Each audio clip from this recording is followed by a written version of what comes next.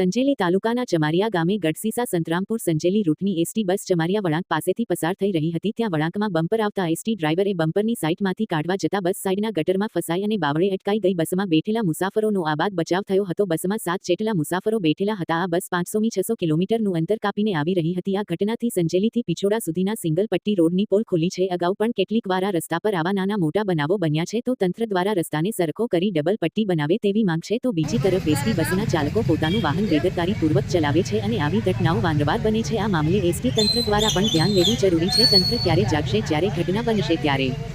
Reporter Kapil Bariya, Sanjeli.